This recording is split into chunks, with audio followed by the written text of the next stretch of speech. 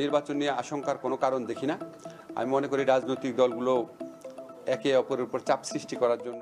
আইন, বিচার ও সংসদ বিষয়ক উপদেষ্টা ডক্টর আসিফ নজরুল বলেছেন, আগামী জাতীয় সংসদ নির্বাচন বিলম্বিত করার কোনো ইস্যু নেই। নির্বাচন অবশ্যই অনুষ্ঠিত হবে। উৎসবমুখর পরিবেশ সৃষ্টির জন্য যা যা করা দরকার করা হবে। নির্বাচন বিলম্বিত হওয়ার কোনো কারণ দেখছেন না উল্লেখ করে তিনি বলেন, আগামী ফেব্রুয়ারির প্রথমার্ধেই নির্বাচন অনুষ্ঠিত হবে। এ নিয়ে আশঙ্কার কোনো কারণ নেই।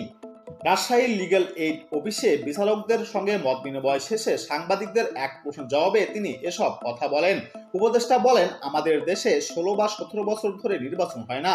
ইলেকশনের অভ্যাসটাই হারিয়ে গেছে। অনেক মানুষের বয়স 32-34 হয়ে গেছে, কিন্তু জীবনে একবারও ভোট দিতে পারেনি।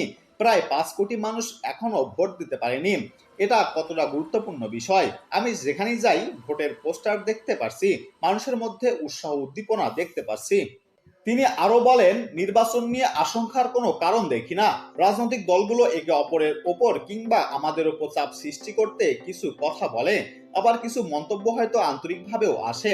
সবকিছু মিলিয়ে অনেকে ভাবেন নির্বাচন নিয়ে অনিশ্চয়তা আছে, কিন্তু আমি দৃঢ়ভাবে বলতে চাই, আমরা সরকারের পক্ষ থেকে ফেব্রুয়ারির প্রথমার্ধে জাতীয় সংসদ নির্বাচন আয়োজনের ব্যাপারে বদ্ধপরিকর।